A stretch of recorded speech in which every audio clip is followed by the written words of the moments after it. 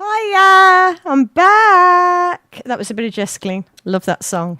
Makes you want to get up and do your funky stuff. Hope I'm finding you all well and in full fettle and doing whatever you shouldn't be doing. Please do it well. I've got a guest tonight. I've been ever such a good girl. I've got a guest. His name's Danny Stone and he's a local businessman and he runs a fire safety company. That's correct, isn't it? It is. I better turn you on. There we go. That's correct. It is. There you go. And he's also a Kung Fu instructor. So that's great because we don't know much about Kung Fu now. You know, it used to be it was the Karate Kid. I'm getting mixed up. Yeah. And we are also going to discuss, because this is how me and Danny met. Right, are you ready for this? Brace yourselves. He was on a Facebook thing about his company and I put a message, because I'm a bit like that. The one in the middle's quite nice. And that was me. And it was him. And then he said, well, I'm sorry, my love, but you're barking up the wrong tree because I'm gay. And I went, oh. Why are always the good-looking blokes gay? Oh. Do you know, I worked it out the other night. It's because you all look after yourselves. Maybe. I think Maybe. so. Well, you've got a beard. I don't think I'm that attractive, but yeah. Oh, he is. It's up to you. He's a nice-looking little fella. Oh, He is. thanks. Anyway, and so we're going to discuss, actually, I hope Danny doesn't mind. I did check with him the other night about being a gay in society. Being because a gay. Being gay. We can pray the gay pray the away. I heard that on the telly the other night. And my gay friend was round. My friend...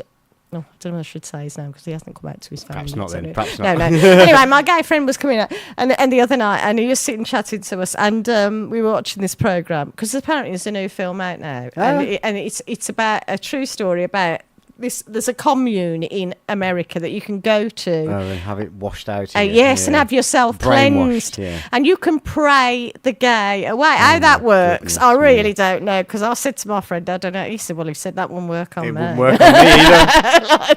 Anyway, so we had a bit of a laugh about that. But anyway, I said to Danny, in all seriousness, that it may be that, because I know there's actually 15 gay lads in my daughter's year at school. Oh, well.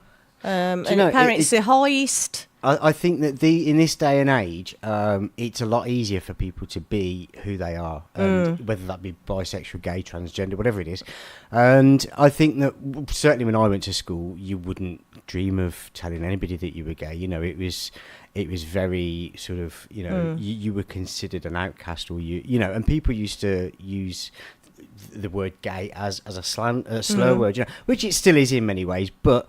I think in this day and age, people feel a lot more comfortable being themselves, and I think that that's a really, really great thing. That's, you know, that this current society that we live in at the minute is, you know, embracing. And you know, the more that people become aware of sexualities and stuff like this, and are able to discuss it, you know, with their friends or on a radio or, you know, in telly or whatever it is. I remember when growing up when I was a child, the big gay icons of the era were people like Freddie Mercury and Elton John, and, you know, Julian Clary. And I remember growing up hating them. Simply because if I showed any affection or, you know, any sort of admiration for them, I was thought that people would think that I was gay, and so because of that, I you know, George Michael, I used to hate. Elton John. I mean, obviously, when you sort of. So did you know you were gay from an early age? Or is it something that gradually dawned on you? Or? The easiest way I can answer that is, did you know that you were straight from an early age? Probably not. No. Well, I think when I was growing up, I've always known that I was different from other people. I didn't necessarily know what that meant or what it was, but I remember when I was a child, or not so much child, but perhaps, you know, 7, 8, 9, well, still a child, but you know, not a young child. But I remember when I used to have my friends around, and we'd have the Sears catalogue out, and they'd be turning to the women's underwear section, and you know, we'd all be, oh, look at her, and I'd go along with it to pretend. But then as soon as they went, I'd be looking at the men's underwear. Yeah, And, you know, going to the swim trunks yeah. and Bless you him. know, Mind you and- saying that, is this a nice section? Oh, I don't know. I don't look at those things anymore. No. I don't think they make catalogues anymore, well, I don't. do they? It's all online Yeah, now, isn't it? that's right. So, but no, and there was something else I was going to say. And did you? Did you still say I've come out? Yeah, well, Or did you? I Did do. you? Because I think you do, because it's quite a big thing for people to you know, to come to terms with. And so even, you know, I think when you tell your parents and you've close family and the people that are close to you, you feel this massive weight lift off your shoulders. You feel a massive relief. You feel like all of your troubles have just dissipated overnight. And I remember the day that it happened to me, and it was a horrendous day. I mean, don't get me wrong. The way that it happened was, compared to some people that I've spoken to, was absolutely magical. And that's because my parents are, you know, fantastic, and they do everything. You know, my parents, just to put it in perspective, were attending counselling sessions of gay children for 6 months before they even decided to ask me about it. So they obviously it is. It's heartwarming.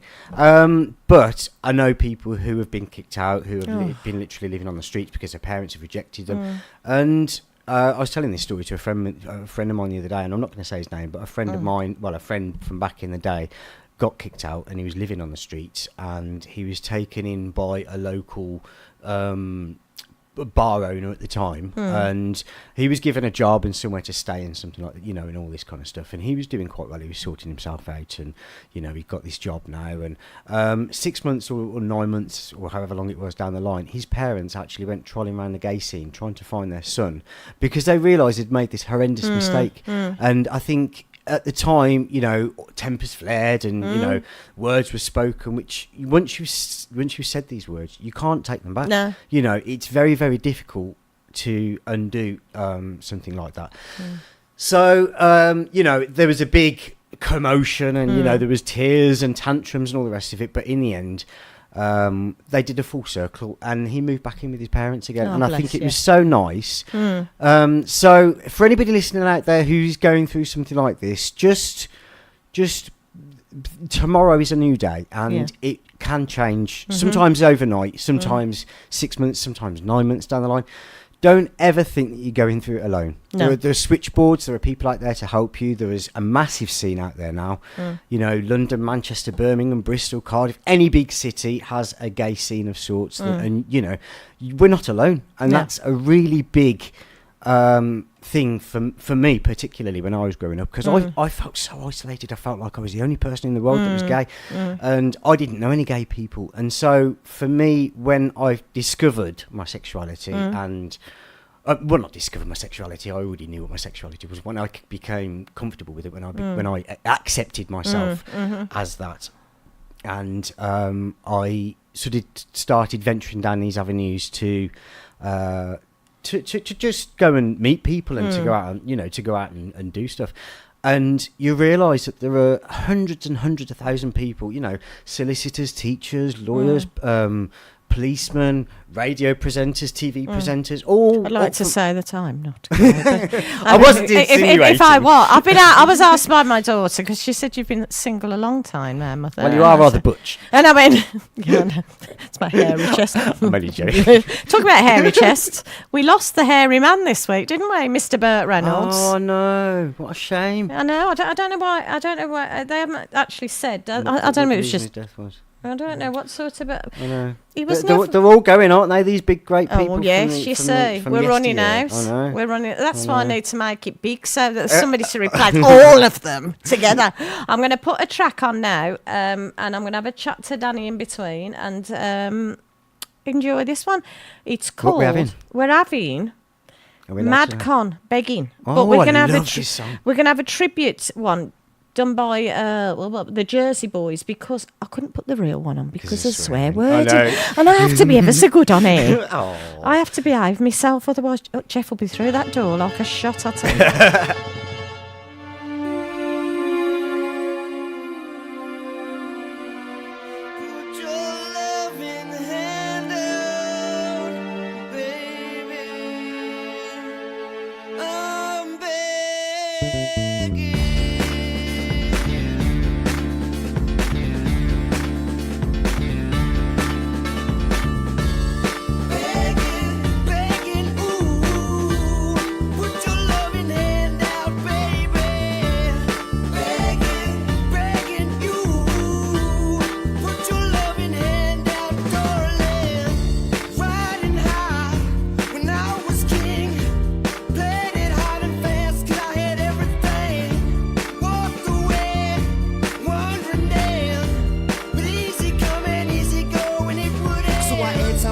you let me go. Every time I reach, you get me low. Every time I seek, you let me know. But I planted the seed, just let me go. I'm on my knees while I'm begging, cause I don't wanna lose. I got my arms so spread, I hope that my heart gets fed. Matter of fact, though, I'm begging.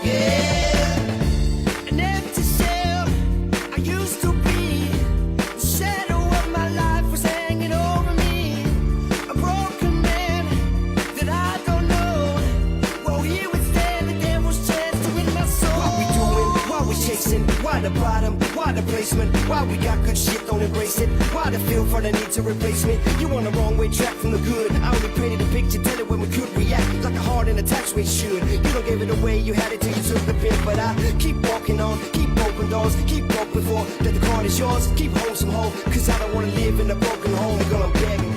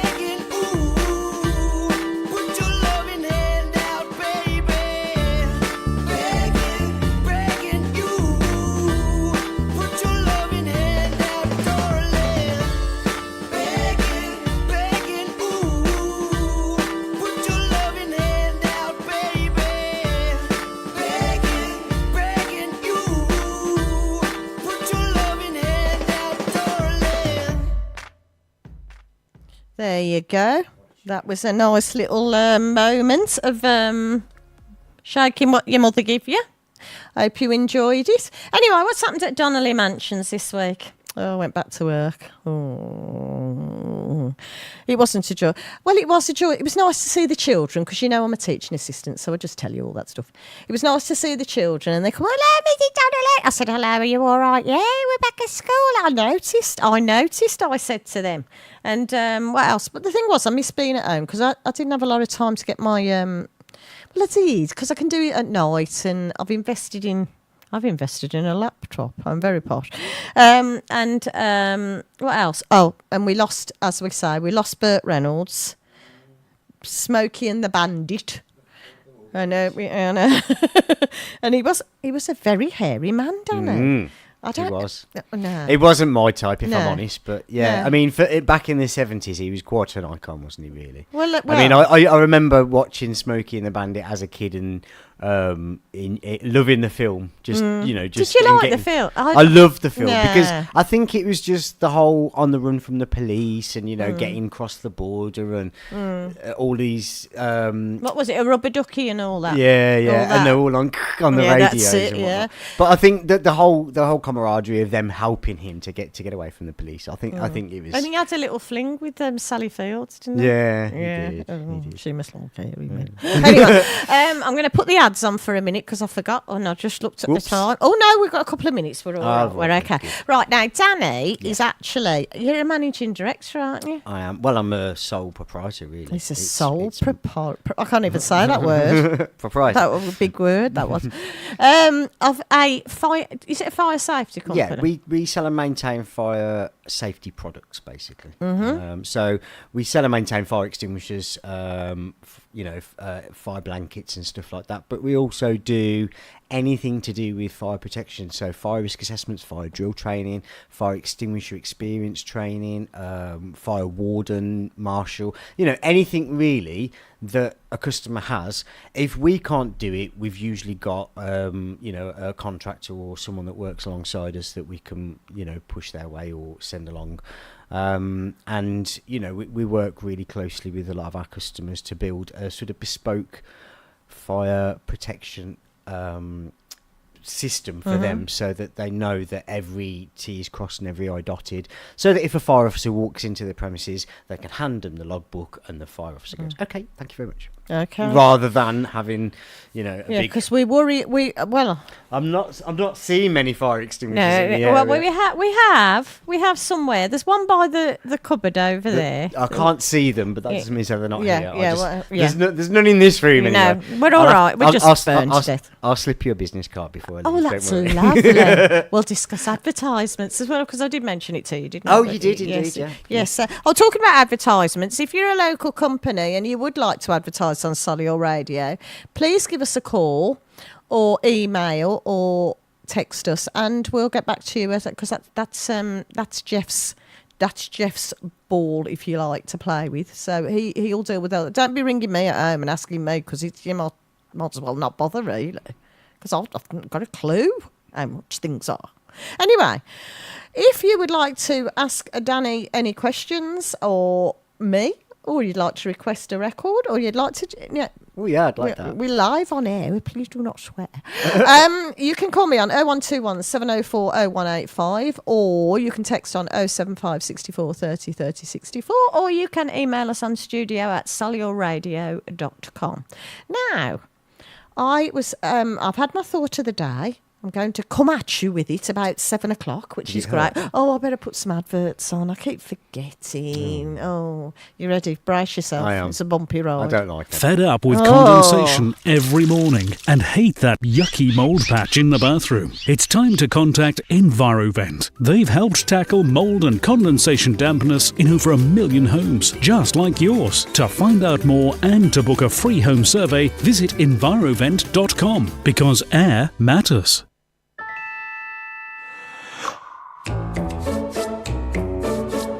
Solihullradio.com.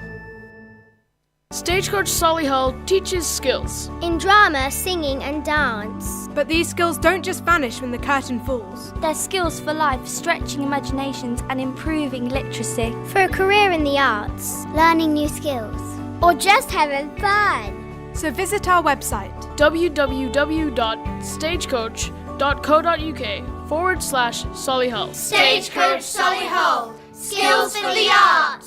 Skills for life. Yeah! The Fireplace and Stove Centre, 1204 Stratford Road, Hall Green. Specialists in wood-burning stoves, gas and electric fires, with over 50 live displays in the showroom. Come in and experience your new fireplace solutions. Call 0121 777 85 85 for more details.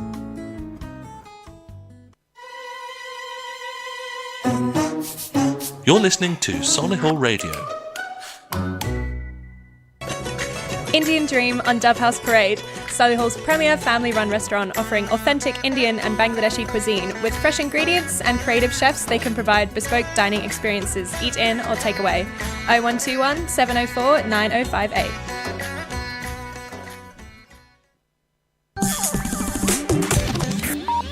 Solihull Radio. There you go. That didn't catch me unawares this week. It's caught me unawares. The last jingle on the adverts catches me every time, but not this week. I was ahead of the game. I tell you, I was. Anyway, if you want to look gorgeous for your wedding day, there is the wedding show on at Touchwood on the 6th of October.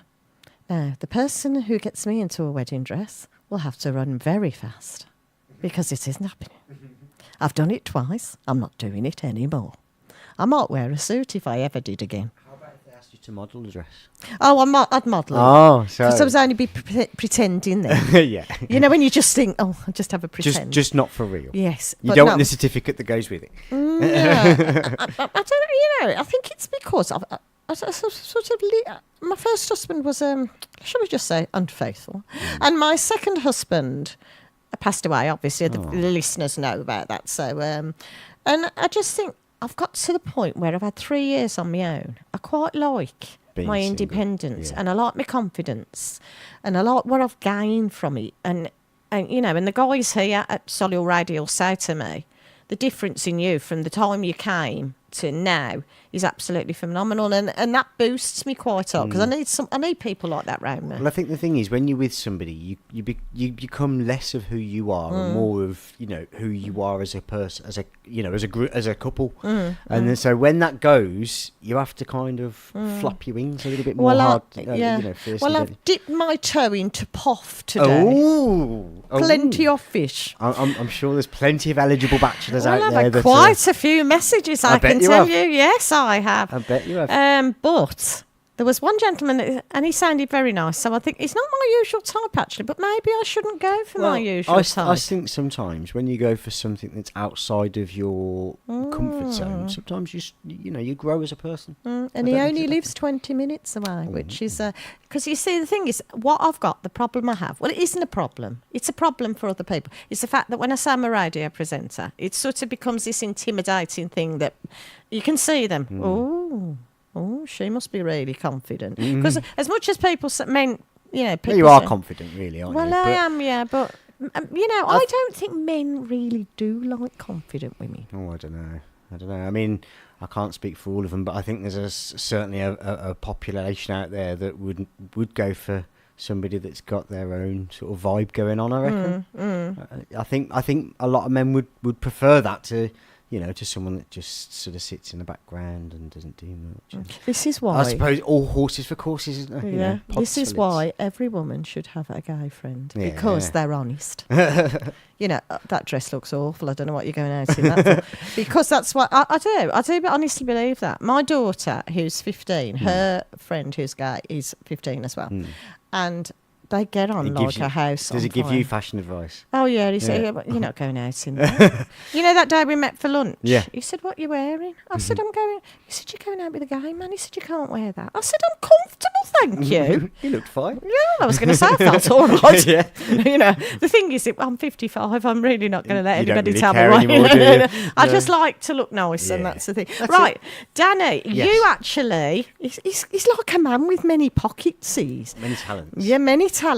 You teach Kung Fu. Yeah. Now, I wasn't going to go down the road of playing Kung Fu fighting tonight. Oh, you're not, are you? No, because I can't stand the song. No, normally. I'm sorry. Well, I don't. Do you know, I don't dislike the song. It's I do. It's one of those songs though that because I do Kung Fu, I get it played a bit like Danny Boy as well. Danny.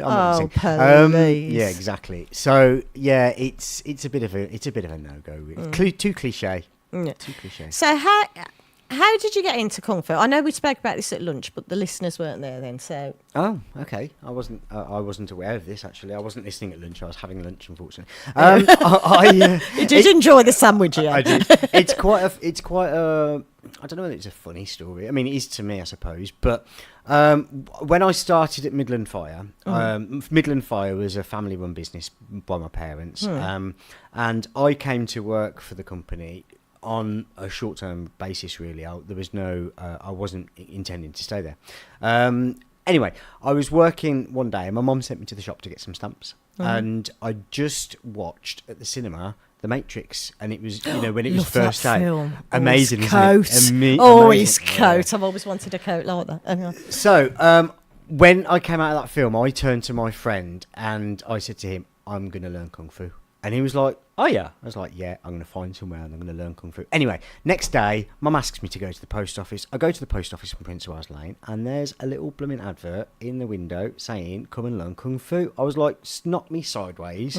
So I took a photograph of the advert, and I kept looking at it all day long, and I was thinking, shall I ring? Shall I not? Shall I? Yeah.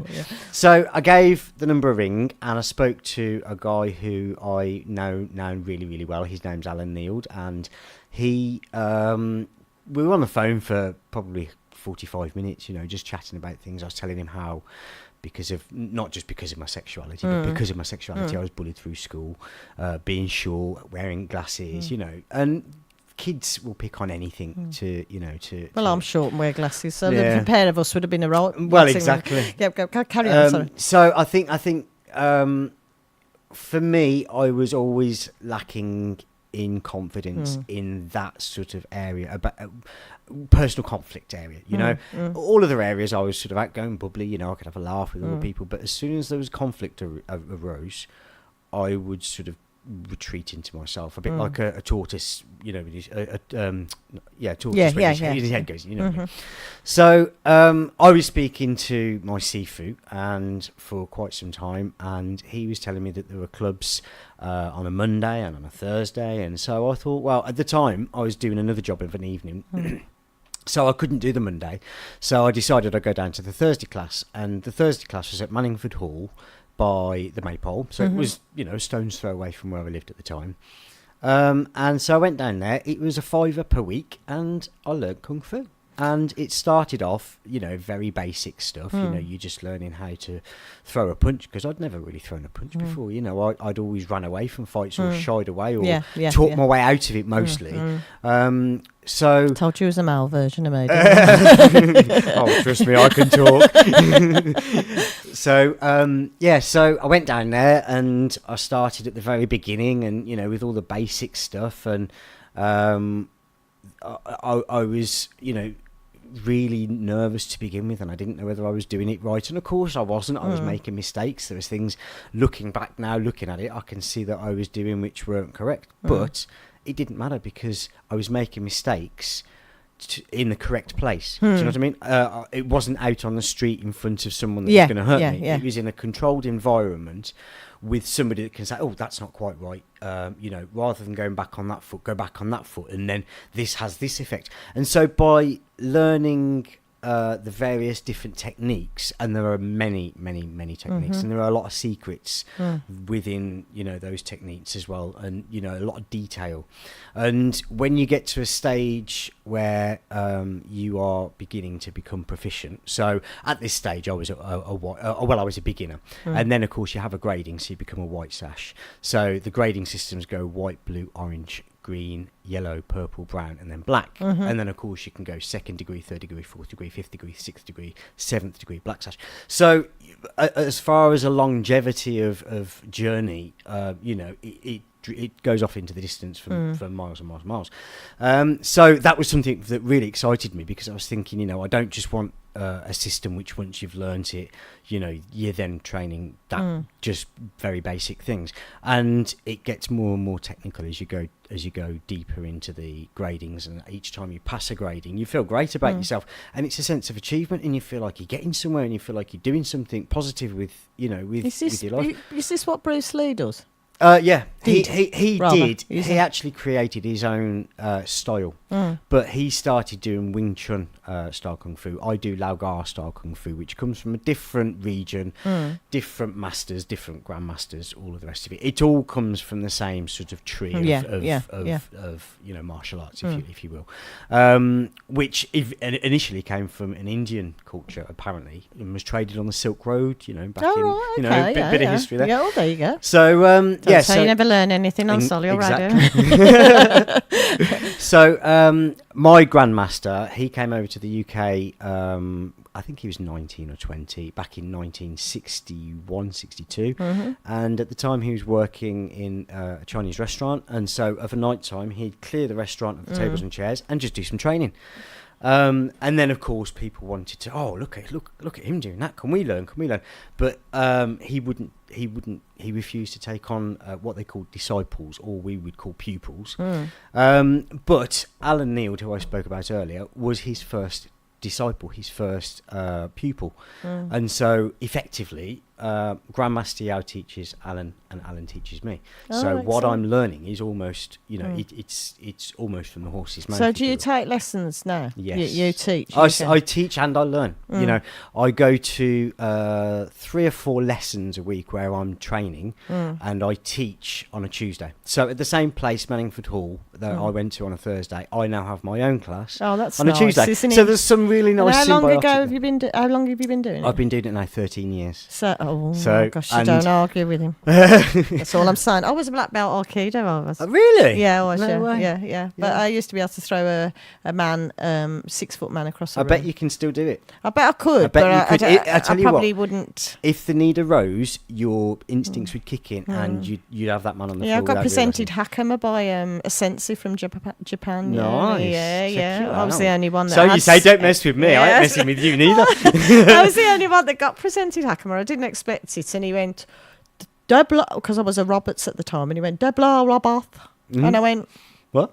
I looked round the room because I thought, well, I know that's my name, but I'm not. Carried looking around the room. And he said, "You'll come." And I went and, knelt by him and bowed and do what you have, because you have to be very respectful. Absolutely. And he said, "You'll have Hakama." And I went, "Oh." I said, well, and like my sensei Tony Cassell's looking at me, and he said, "Yeah." He said, What is Hakama? Excuse me. "It's it's when you see, and the white suit you wear, Yeah. and then you see the black." Really long, I do know what the you're black, referring to. yeah. It's it's almost like a long extension skirting, dress, really, yeah, and I know it's exactly almost what you mean. like a samurai, Yes. yeah. So I got presented wow. that, and that apparently that's What quite an a big, accolade, yeah. And I had to wear that every practice, and if I forgot it, I got. You get home Kicked and out. get it on. Yeah, but I got to the point where I was learning swords, and where I'm going next is I've got I'm hopefully, fingers crossed, I'm going for my black sash grading this October. So I think it's the 6th or the 13th of October. I should be doing my black sash grading, which can take anything up to 4 hours long. So for the whole time, it's really intense. It's quite an achievement when you do it, though. I mean, I did love it, but I fell awkward the one time because I had to somebody threw me and I didn't land correctly, and I did my shouldering, so I had to stop. You have to be so careful. But it was an accident. It just happened. But I did miss it for a very long time. But when I told them in A&E what I'd done, they were like, "Whoa, what's that?" Like that. But I did enjoy it. So I think part of me now wants to get into. Maybe you should come to Kung Fu. Yeah, well, I was perhaps thinking, a different avenue to walk down. And the thing is a lot of people say, "Oh no, I'm too old for that." Well, there are people who started in the association in their 50s and now they're in their 60s and 70s. So will you leave us your details so we can put them on our website? 100%, yeah. That'd be brilliant. I've got some leaflets which I've had made, which I don't know if you can pop some of those on your website. I can that'd be email you brilliant. Yeah. some of those or whatever. Yeah. But it's my class is 7:00 on a Tuesday, and it's £6.50 for an adult and £5.50 for a child. And if you train more than once in a week, so there are classes now on a Monday, Tuesday, Wednesday, Thursday, Friday, in the West Midlands, various different locations. You can contact me for details. So if you train more than once in a week, you pay say £6.50 for an adult for your first lesson, and then £3 for every other lesson. So it's brilliant, dead cheap. that, isn't it's it? so cheap, when it's you so think how much cost-effective. you've cost to join a gym and have to stand there in your Exactly, lycra that's with all your bits. Well, I know. I don't mean all your bits. I mean all your flabby bits. Yeah. Well, I know for myself, I joined a gym and I was really, really proud of my gym membership. Never blooming went, but the problem is you have to walk through the door to get fit. Well, that's the thing. I did go through a phase not long ago, and I said to Jess, "I'm going to join the gym," and she went, "What for, Mum?" And then I bought myself a weighted hula hoop, and it's a hula hoop with weights. And it's got. I bet that's quite good actually. And I tell you what, I'm getting a little 6-pack. Really? Yeah, Is it that good? yeah. Oh, I might have to get one Yeah, of those. and, I'm getting more of a 12-pack. And I only got it from off Amazon. It was just I shouldn't have probably advertised, but there you go. There are other stores available. And I've got to say, I've lost 2 inches off my waist. Wow. Yeah, That's quite I've got quite a bit of a prolific. 6-pack going on, Nice. and I went out in a backless dress, and the biggest compliment I got was about my back. Wow. You've got a really good back. And I thought, well, I'm only hula hooping in the living room while EastEnders is on. You know, I do 10. Do you know what, though? That is the best way to exercise, I think. I think going to gyms, and I'm not saying don't come to my class, please come to my class. But if you know, working out at home, I used to have a friend who had a terrific body, and all he used to do was 5 press-ups in the morning, 5 press-ups in the evening, 5 sit-ups, 5, you know, and he would increase it from 5, maybe then he'd do 10, then he'd do 50. That's what I do. And he started off small, and eventually got to the point where he was doing 50 press-ups in the morning, 50 press-ups in the evening. Well, if you consider doing 50 press-ups in one stint, by the time that you've done 50 press-ups, anybody that does working out will know, you're absolutely sweating. You know, you're really, you've had a really good workout, and you haven't left your bedroom. And, you know, if you do that first thing in the morning, you go and have your shower, you go to work, and then you come back, and then before you go to bed, you do it again. You know, you're already on the way. And I've struggled over the years with putting a few pounds on here and there. I wouldn't say I've been, you know, I've been overweight, let's just say. He's very slim. Ladies, he's slim. And men. Oh, yeah, and men, sorry. Forgot about that bit. See, I'm so in love with him. I can't even talk anymore. No. You are a lovely guy. But I think chipping away at the block on a regular basis is the best way forward. Well, I started off, actually, Solihull Radio gave me the idea. I actually worked out that it's roughly 4 minutes for a record. So I started off putting 2 records on and a hula hoop into those. Oh, that's clever. And then I worked out 3 records, that's 50. So I now do 20 minutes hula hooping while and I put 4 records into my... Oh, not while you're DJing. I thought you were no. I can do it while I'm DJing, but I think Jeff had noticed that I'd go back... You could just put some bells on and go along with the music. I better remind you who I am. Debs Donnelly on Solihull Radio. That's who I am. And, you know, this is where we are. Anyway, I'm going to put another track on. Oh, what we got? All of Me, but the funky remix. Oh, John who's Legend. That by? Oh, John Legend. Oh, yeah. Okay. And the funky remix. So I heard it on radio too the other day, and I thought, I like that one. So here we go. This is the funky version.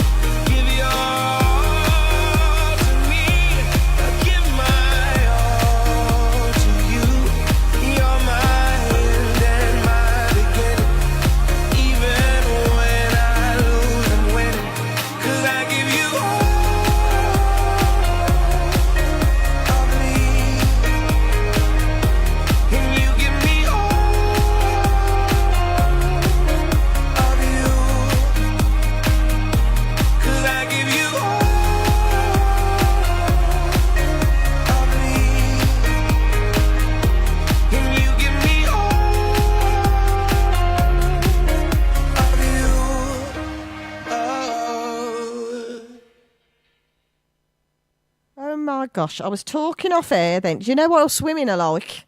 I was just doing my bit of talking there. But I was just asking Danny, if, Dan, it's because my friend's Dan. You can call me Dan. I don't Dan, know. Danny. Either way, it's a nice Just name. don't call me Daniel. Daniel. I will. That's when I'm in trouble, that is. I was going to say, I'm Deborah. When my mother actually said to me this morning, she said, I'm going to a wedding today. I don't really want to go. And I went, Mum, I said, oh, I better turn that off. I said, Mum, I said, please. I said, just go and enjoy yourself. You don't understand old age, do you? I went, no. I said, no. I said, not yet. I said, I don't. I'm not going to lie to you. And she went, Deborah. Ooh, you know it then, don't you? Oh, see, with my mother, the finger comes out as well, and as soon as that finger comes out, oh. Daniel. See, we all suffer. Yeah. Even radio presenters suffer for their art. Anyway, I better tell you some things that are happening in Solihull, because, I mean, as lovely as it is to talk to Danny, I am here to give you, I was going to say give the service, but I better not say that. Provide a service. I better not say that. Anyway, guess who's coming? Have you remembered our competition? We have a competition. I'm just going to turn you off a second so you can chill out a bit. Right, we have a competition, and it's a chance to win a gala meal cooked by Jean-Christophe Nouvelli on the 28th of... Let me just make sure I give you the right dates. The 28th of September. And you can win a ticket to go to a ticket for a meal for two at the gala dinner, and it's worth £75 a head. That's how much. And you can also, alongside it, win a gala. No, not a gala. I'm a gala in a way. I'm quite happy. You can win an overnight stay at the Crown Plaza, Solihull. So not only can you win a meal, you can win an overnight stay. How lovely. It'd be a very big bed in my case because I'm on my own. But, you know, I'd stay over just to have a look at Jean-Christophe Nouvelli, to be honest. I saw him once in the Bull Ring. He's very tall and he's very... Well, he reminds me, I'm going to put you back on, Dan. He reminds me of one of them Georgian dandies, you know, one of those. Oh, yeah. You know, with the lace sleeve. Yes. So he was very much, but he was cooking away. He was quite happy. He didn't notice I was in the room. Well, you know, who would really? Yeah, so, but please, you need to go onto Solihull Radio website. You click on competition and it'll tell you exactly what to do. But please... Because I'm not having you lot coming back to me and saying, oh, you didn't tell us that, you didn't do this. Please ring the terms and conditions. That's the T and C's of the competition. Otherwise, if something goes or something, you know, you've missed something and you don't tell me about it, I can't help you. And I'm not going to lie. I'm not going to break my neck for you. You just need to do it. Anyway, who else is in, I must say, there are a few things going on. There's things going on in Solihull. I was thinking every week I go on about this, that's happening and this happening. But you've got things around you. You've got like Bruton Park. You've got, what else? The bridal show in Touch, which I've just mentioned. You've got Umberslade Farm and you've even got Cineworld. So really, you've got magnitude of things that you can do in Solihull. That's the thing. Is that your word of the day, magnitude? Magnitude. Oh, that was a lovely word. It was. I actually got my tongue round that. Anyway, so Danny's getting into the swing of it now. He's worked out that I'm a bit of a nutter. And, you know, this is how my life is. But basically, so why don't you take advantage? I will give you theatre news later because you know that's my second love, the theatre. When I tread the boards, lovey, I love it. Yeah, I'm out there. I've done about 8 plays. I love it. Have you? Yeah. Oh, because you're in Amdram, aren't you? Yeah, I'm Amdram, but I do. I love every second. Oh. And I did do Dusty Springfield and play 6 parts in one play. Oh, my goodness. And I had to remember all the lines. I was going to say, how did you remember all the lines? That would be my biggest nightmare, that would. And I had to do different accents. I had to do a Liverpool accent. Oh. And then I had to do a Welsh accent. All right, I love the Welsh accent. And then I had to, oh, you're good. I'm good at my accents, He's I am, good. actually. We need to have him on the stage, lovers. Oh, I don't know about that. Yeah, there are lines. I actually messaged Danny once and said, well, have you on the stage yet? Because he does a brilliant Mrs. Doubtfire. And I do it for you. You must be the little prince. Anyway, and he went, oh no, and then never spoke to me for the rest of the night. Do you know, I actually did drama at school, and we did an inspector calls for my GCSE, and I must admit, I didn't hate it, but I didn't enjoy it really either. I don't know whether that was just because I was at school. Maybe it might be different now, but I am a thespian, darling. Yes, you know, through and through. But I've never pursued that sort of. Well, I did a avenue. whole play with a Welsh accent. Oh, let's see your Welsh accent. Okay, then. Come on. Love. Okay, I did a whole play with a Welsh accent. Oh, that's good. And I had really to actually talk like this the whole time. Yeah. And then what happened was I discovered at the end that I was actually the murderer. Oh my God. Yes, there you go. You see, all right, you're not on BBC Wales. We're just having a muck around. Anyway, and yes, my name was Maisie Grimm. Oh. What a lovely name. Well, it's a bit of a, you know. Yeah, Maisie Grimm. And I ominous. And I had various methods of murder. Murder. Murder. A murder. I love that. See you. There's been a murder. There's been a murder. Oh, I actually went out with a Scottish man once. Oh, really? It didn't last very long because I didn't know what he was talking about. I sort of went out with him. It was very good looking and he looked lovely in his kilt. But when, we'd sit there and he'd go, oh, no, and I think, oh, what's he saying? Yeah. And I go, I just sit there nodding at him, and he was a very, very nice man. I've got to say he was exceptionally good looking. He looked well in a chunk in it, and that is part of my criteria for a man. He has to look well in a chunk in it, right? Even in the summer, look good in a chunk in it, sort of. But anyway, yes. So that was but bless. I shouldn't actually struggle with the Scottish accent because I am actually a Kirkpatrick. Oh well, there you are. But we have our own tartan and everything. But anyway, guess who's in Birmingham in a few weeks' time? Oh, have I actually got a guess, or was that just? Yeah, I'm going to let you have a guess. Then. I don't know. Rod Stewart. No. Big House, London. Big House, London. Yeah. What, the Queen? Well, no, her grandson.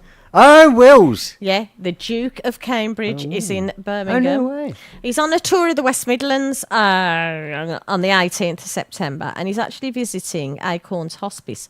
And he's going to the hospice where his mum the hospice's mum actually opened in Solihull. Oh. Yeah, so that's nice. That's quite sweet. And in the past year, they have it's 30 years it's been open, so he's going along to see how they're getting on. But in the past year, I've been ever so good. I've been like Alan Wicker this week. Anyway, it's the hospice in Oak Tree Lane, and it's in Solihull.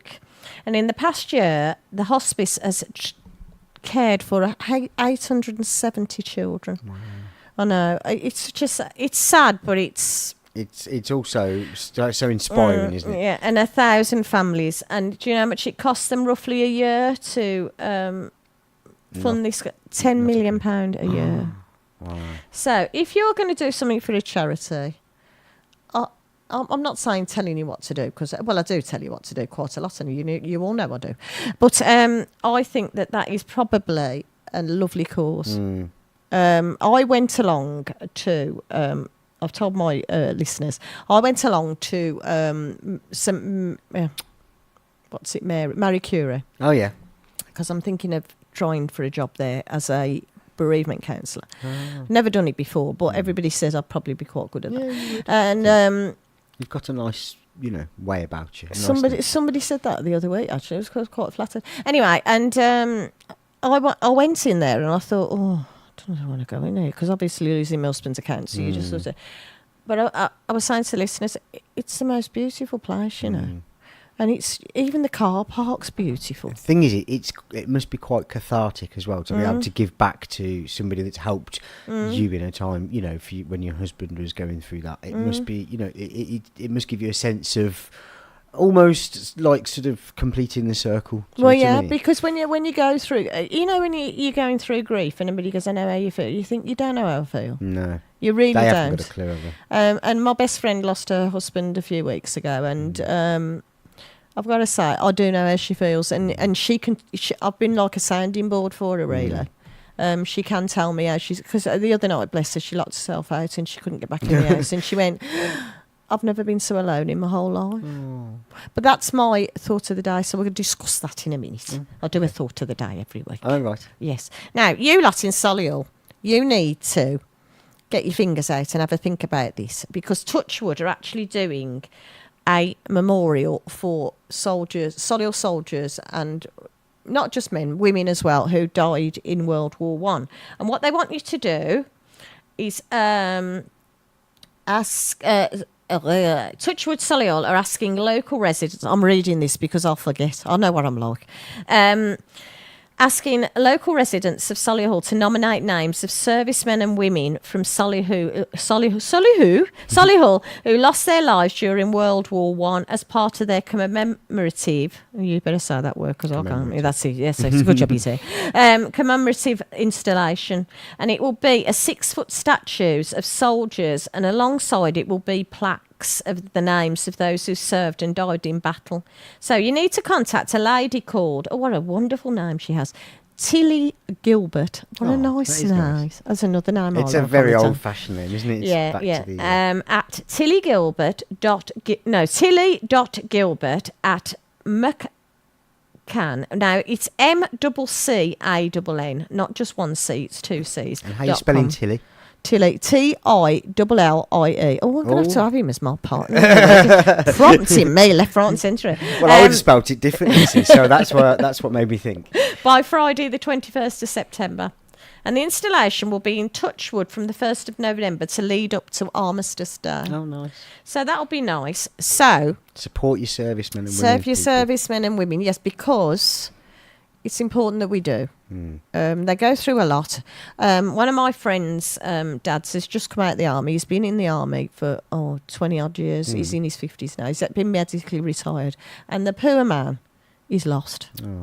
He doesn't know. I've heard of friends of friends who've come back and they've got ADHD and there's all kinds of things going on. PTSD and all that. PTSD, sorry, not ADHD. Well, they probably have. They probably didn't have it when they went. No, I meant PTSD. Sorry. But and the thing is, there's so many things that so many triggers.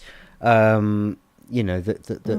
See, I don't know whether I had a bit of that after I lost Sean, because you just replay everything in your head. Everything you've done, everything you went through, it's like a film in your head.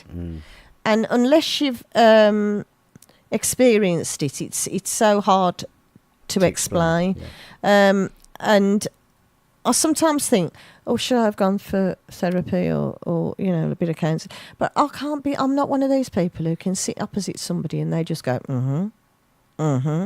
that. I need feedback. When I'm talking to he's doing it now. He's playing up. He's playing up now. He's relaxed now. He don't care. It's the bereavement. It brings the yeah, he brought brought the jolly out. Yeah. Anyway, I am going to give you my thought of the day now. Go on. And then should we do a track and then I'll give you the thought of the day? I'm going to do When I Was Your Man, Bruno Mars. Now I've gone through this week. I normally put a CD on, you see, but because I knew you were on, I decided to go for it. And I'm going to play Hey Jude by the Beatles later. I wanted to call my daughter Jude. And my husband went, no. Oh. And I went, but I love that name. What's your daughter called again? Jess. Oh. She's Jess. I got away with a J. Yeah. But it was when I was watching Casualty once, and then there was a lovely. I know it's only a BBC drama. Don't be ringing in and telling me. But one of the nurses in it was called Jude, and she was the loveliest nurse. But I know she was only acting. But I thought I always wanted to call a child of mine Jude, but no, weren't having it. So I had to go for Jess. Oh, well, my niece is called Jess. Jessica. Yes, yeah. So, anyway, we're going to go for. Let's go for. What did I say? Bruno Mars. Did you say Bruno Mars? See, I didn't hear what song you said. What was it? When I Was Your Man. Oh, there we go. There you go.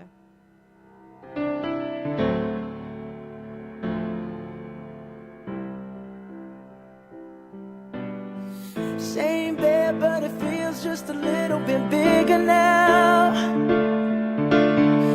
Our song on the radio, but it don't sound the same.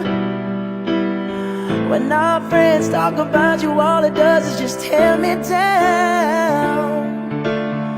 'Cause my heart breaks a little when I hear your name. It all just sounds like ooh.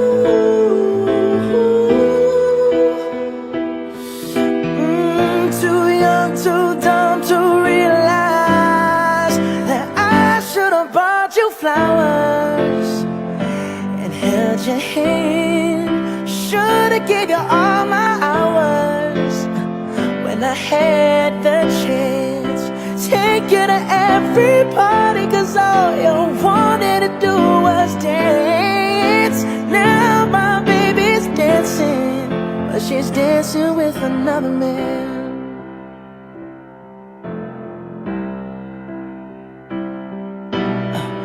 My pride, my ego, my needs, and my selfish ways caused a good, strong woman like you to walk out my life. Now I'll never get to clean up the mess I made. Oh, and that haunts me every time I close my eyes. It all just sounds like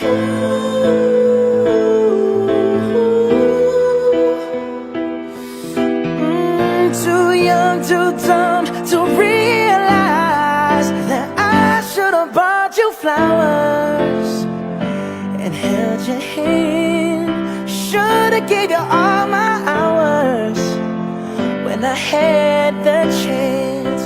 Take you to every party, 'cause all you wanted to do was dance. Now my baby's dancing, but she's dancing with another man. Although it hurts, I'll be the first to say that I was wrong.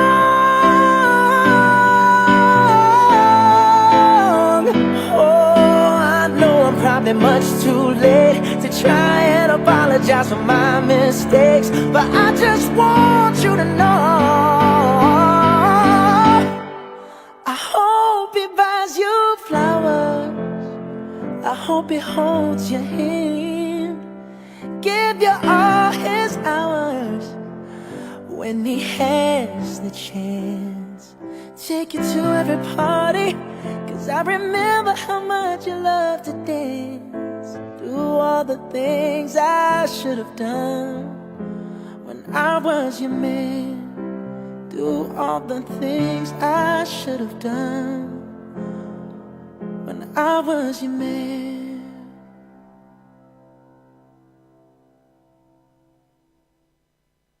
Right, that was a bit of Bruno. Now, he's got a bit funky for me, Bruno, to be fair. Do you like Bruno? I do. I have to say, there isn't a song that he's released that I haven't liked. I love Grenade. Mm. Oh, it's one of my favourites. I'll sing that at the top. Me and Danny were comparing notes once because he said, "What are you doing today?" I said, "I'm going to be dancing around the living room." I'm terrible. If you live next door to me, put my music on full blast. I'm dancing around the living room. I've got a radio in my bedroom. I've got a radio in the kitchen. I've got music going everywhere. I don't have the telly on very often. You know, I'm much more of a music person than telly. I think it's important. When you do this job, you stand... Your sources of music come from... I mean, you walk around writing things on the back of your hand in shops. I know. Oh, I like this song. I'm also a sort of bedroom DJ in my spare time. Bedroom DJ. Yeah. Well, doing parties and stuff like that. But I'm the same. I'm walking around and I hear something, like you say, walking around the shops or whatever, and you'll hear a song ping in your head and you think, oh, that would go really well with... That's funny. When you pick your phone, you're in the shop and you go, Google... What's this song? Shazam. They're looking at you and say, what is she doing? I'm just listening for the lady in touch with the other week when I went to the Core Theatre. I said to her, she said, are you all right? Because I was talking to my phone. I was doing an outside broadcast. And she went, you all right? And I went, yeah, I'm just doing an outside broadcast. She went, oh, right, okay. And carrying on cleaning a table. I mean, it must be obviously the jury girl of what happened. Anyway, my thought of the day. Go on. After talking to my close friend who recently lost her husband, she said to me, I feel like every day is merging into one at the moment. And I said, well, it'll be like that because it is. And she said, I've had to buy myself a diary to remind me what day it is. She said, it's ridiculous. I've gone back to work. She said, I don't know what I'm doing. I'm sitting, because she works in a supermarket, well-known supermarket. And she said, I'm sitting there. I don't even know what I'm pressing or what I'm doing or anything. And this feeling doesn't just apply to, bereave, when you've lost somebody through death, if you like, passing away. It also applies to anything in life that rocks your world, like, you know, divorce, separation, worry, anything that puts you... Job loss. Yeah, it puts hurt in your body and your heart, really. Because I remember my heart hurt. That's when I went out of Sean. I felt like my heart really hurt. I think we've all been there at one time, haven't we? Yeah, and I said, unless you're a miracle worker, I said to her, or a God himself, which you're not, if we believe, you're not going to heal overnight, and it's going to take. You have to ride this massive wave. Yeah. And it's no good trying to stop the wave, and it's no good trying to fight the wave. Or get off the wave. The wave. You have to ride the wave, and that wave is going to take you to places that you didn't even know you could feel. And I think that from experience that I remember going in the garden one day, and I was sitting there. I was in the garden. I was putting the washing on the line, and something happened, and I immediately thought of Sean. And I went in the kitchen, and I remember I kicked the fridge, and then I just slid down the fridge. It was like something out of a film. It must have looked so peculiar. And I just sat there, and I sobbed, and I sobbed, and I sobbed, and I think I just held it in so much that I needed to do it, because you needed that release. Yeah. So if isn't it funny as well? The slightest little thing that will take you back. I remember when I've been when I was going through a bit of a breakup, and it was a very messy breakup, and you know, they were not very nice to me, put it that way. And in a way, I was glad to be away, and you know, I wasn't missing them in that respect. But there was just some little thing. It might have been like the smell of freshly cooked bread, or you know, you walk past a shop that reminds you of them. And it's amazing how something as simple as a smell or something can take you back in time to that moment, and you know. You feel again, don't you? And you don't know what you think you're doing really well. I mean, I did it not long ago. I went to the supermarket, and I was looking at the cards, and a card, it said to my wonderful husband on his birthday, and it sort of just like got you right between the eyes. And yet I'd have looked at that card next week and probably not batted an eyelid. And I stood by the magazines. I was opposite the cards, and I could feel the tears coming out my face, and I was thinking, this is just ridiculous in the middle of Asda. Anyway, but other supermarkets are available. Oh yeah, you get in there now. And this man come up to me and said, "Are you all right, love?" And I went, "Yeah." I said, and he said, I said, I was just waffling. I don't even know what I said to him. I was just waffling. And he said, and that card did it, didn't it? And I went, and I thought, how do you know that? I never saw that man in the supermarket again, but he obviously recognised that emotion. Perhaps he'd gone through it himself, you know. Yeah. And the thing is, I think when you've gone through something like that, and you've lived that horrible period of your life, you want to help other people, don't you? You want to be able to be there for other people. So when your friend's asking you for help, and she's saying, "Oh, you know, you don't know what I'm going through," and you're like, I do. Yeah, I do very much. But you know, what I'm saying to you through experience, ride the wave. Is that your thought of the day? Ride the wave. Yeah, ride the wave, because at the end of it all, as hard as it is, you have to go to the depths of pain to come out stronger. And you know, when people say... It's a journey in itself, isn't it? It is. And you can almost feel yourself jumping out the volcano, you know, and going, I've done that bit. And as dark as the place you are right now, you need to know that you will smile again, and you will laugh again, and you will meet people. And you might... I'm a bigger believer in that you meet people for a reason, like me putting that on Facebook about you. Yeah. And now the one in the night. Yeah, I was going to say that one in the middle's nice. Like that. Stop it! You're making me blue. You know, and I really do feel. I mean, you know, I feel like me and Danny would be friends, but not friends that live on top of each other. Just somebody who we just occasionally comment and like a status. Yeah, that's it. Yeah, and or occasionally might say, "Do you fancy a drink tonight?" or whatever. You know, a movie or. Yeah, that's it. Yeah, and you know, and I think we'll be quite happy along that, because, to be honest, he's a male version of me. God, you got that on the head, I think. Oh my word! I thought no. When I met him, I thought no. And he said something I'd say, and I thought no. Anyway, if you'd like to ask anything, I don't know whether you're still. I know I'm up against Strictly tonight. You see. Oh. But you can listen to us again. Or you can listen to us in one ear and watch Strictly with the eyes. Yeah, that's it. Yeah, have Strictly on low and have us on low. That's it. Well, what you need to do, is you go onto our website and you press listen again, and Podbean comes up. Oh, and Podbean, as in baked bean. Okay. Yeah, Podbean. Yeah. Yes. Like Mr. Bean. Yes, I see. Yeah. Pod, little pod and bean. Anyway. And you can listen to the show, but it might take us a couple of days to get on, because occasionally we have to wait for our because we have to do all this technical stuff to get it. Well, it is very. I had to look around on the desk a minute ago, and you don't understand. She's talking to a microphone, but there's an awful lot of tech in front of you, and to get all of this right, it must be, It was so funny when I first, because I was looking at when we did the last show in the other studio.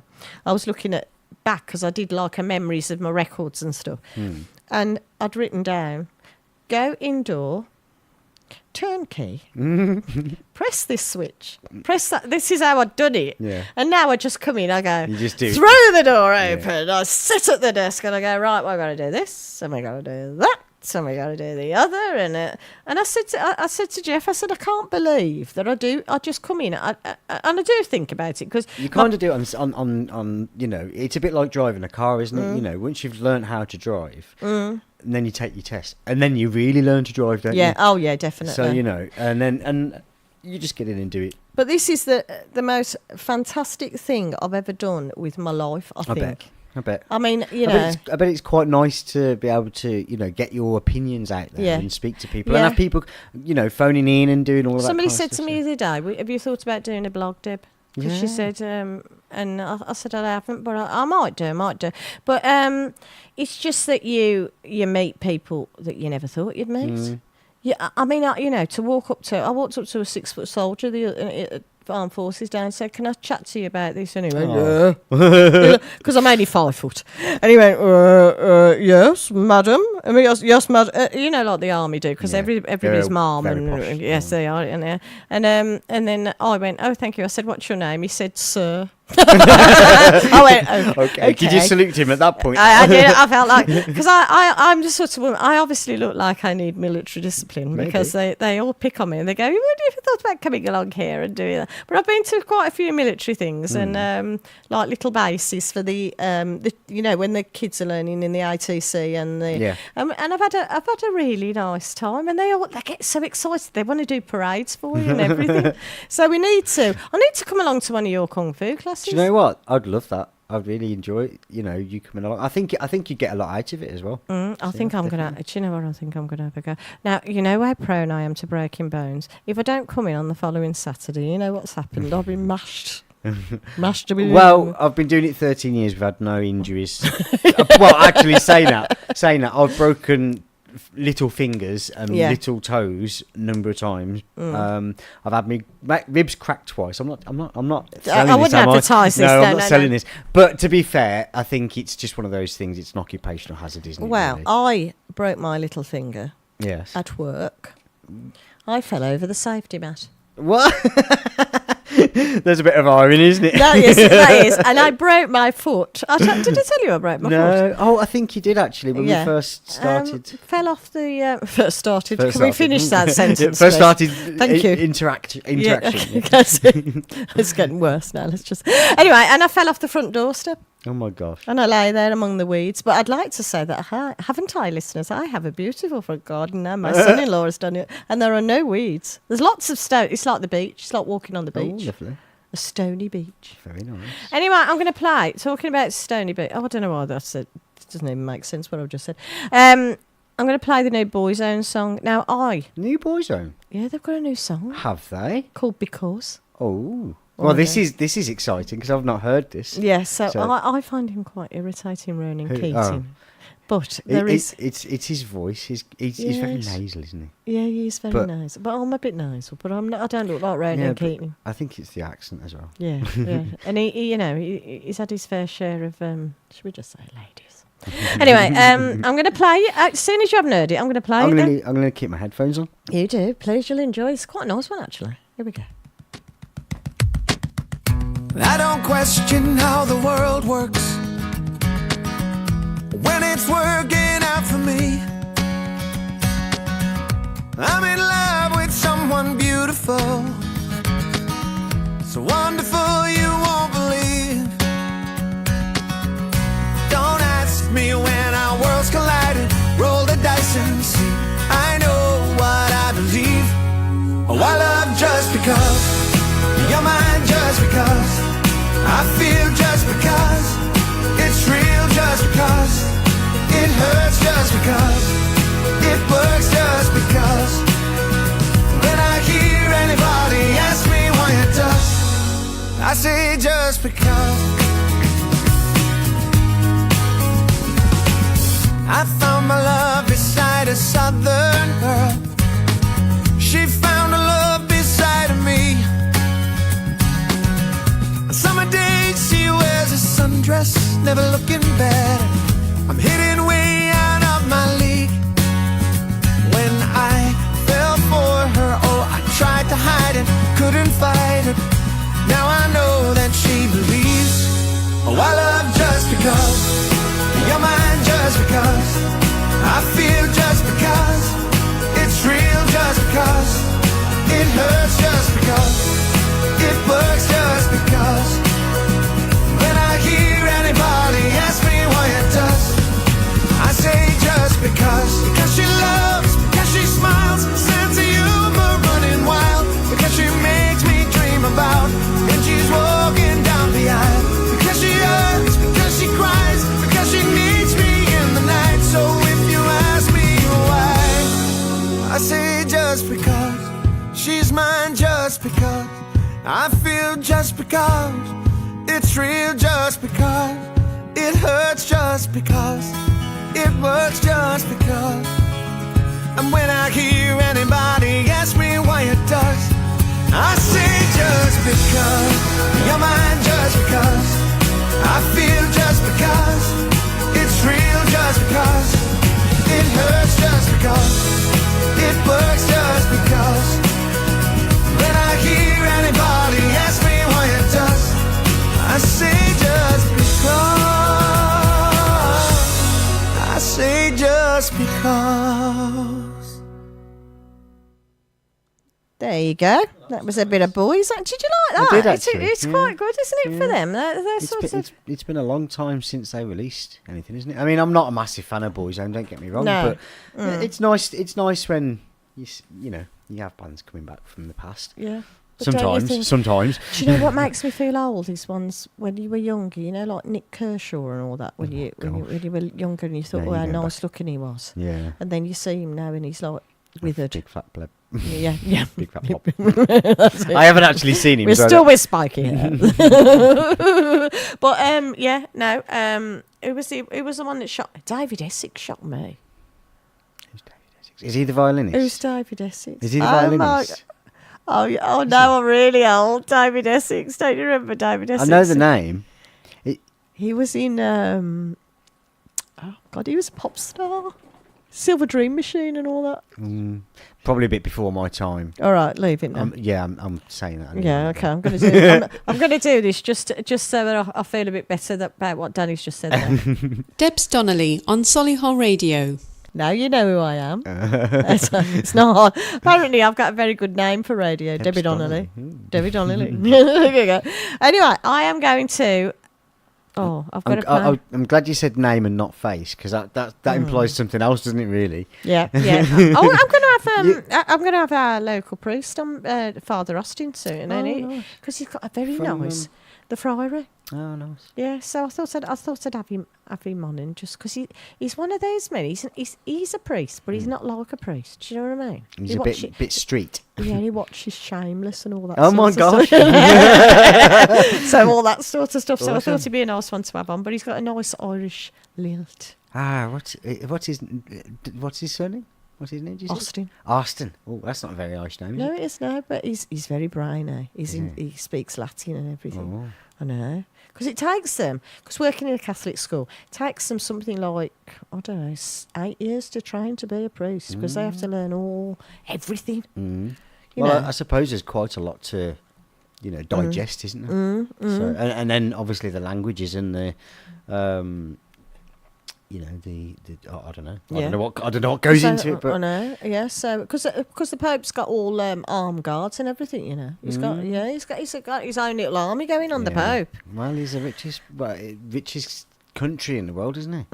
So all that's absolutely that's trivia that I've learnt over the years I've worked for a Catholic school, and I am going to play the next track now because. Bridesmaids, that's all I'm saying, the film. Bridesmaids. Is that a clue to what the track is? Go on, stick it on.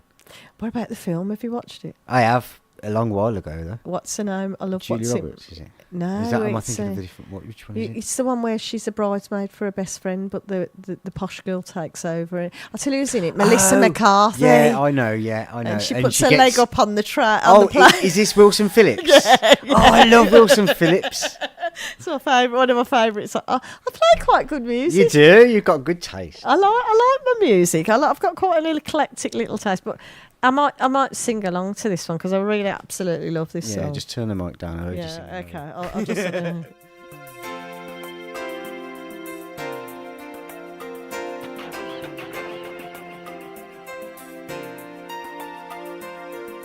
I know this pain.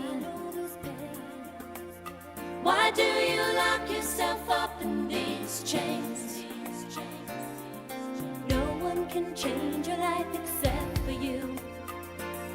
Don't ever let anyone step all over you. Just open your heart and your mind. Is it really fair to feel this way inside? Oh, someday somebody's gonna make you wanna turn around and say goodbye.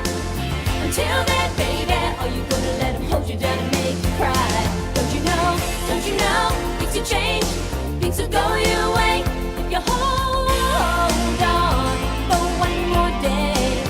Can you hold on for one more day? Things will go your way. Hold on for one more day.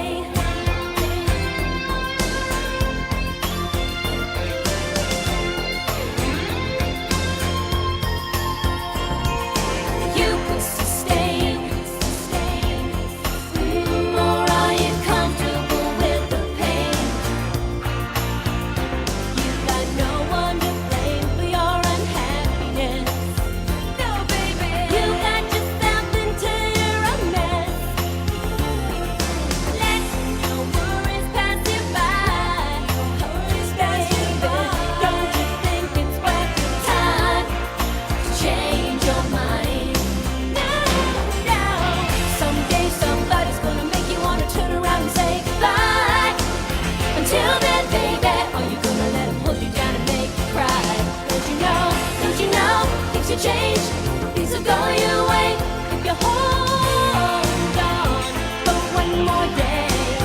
If you hold on for one more day, things will go your way. Hold on for one more day. I know that there is pain, but you hold on for one more day and you break free from the chains. Yeah, I know that there is pain, but you hold on for one more day and you break from the chains. Someday somebody's gonna make you wanna turn around and say goodbye.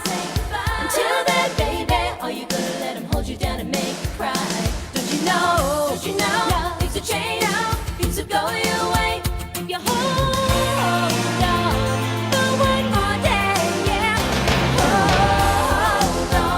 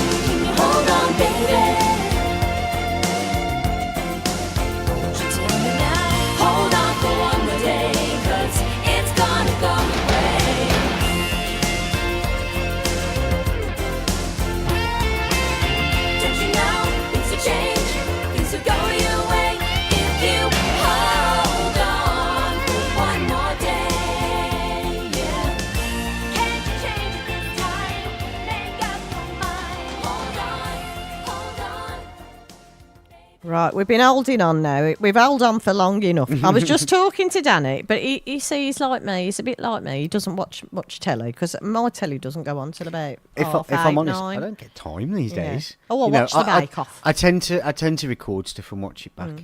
I watch the Bake Off. I lost interest in that. It's only since because I it fancy Paul Hollywood. I know he's a naughty boy, but maybe that's the temptation. And I was just discussing with Danny about, and he hasn't seen it, Girls. There'll be a collective scream down this mic if you was the Bodyguard. Be still my beating heart. Oh my God, he's absolutely gorgeous. He played Mellors in the 1990. Oh, I don't know, some version of Lady Chatterley's Lover, and he's absolutely gorgeous. I'll have to catch up with this. Luckily, Keeley Hawes has a nice little snog with him. Well, a bit more than that, actually, girls. But there you go. But it's excellent. No, it's been by the people who wrote. What was it called? Line of Duty. I don't know whether you watched that on BBC Two, and it got you from the minute you watched it. It started. I'm not going to tell you too much, but it started with the fact that he's on he's on a train with two of his two children. Yeah. They're going somewhere, and you see. Is this the Bodyguard? Yeah. You see this Asian guy get on the train, and you see he's on. I'm not just saying.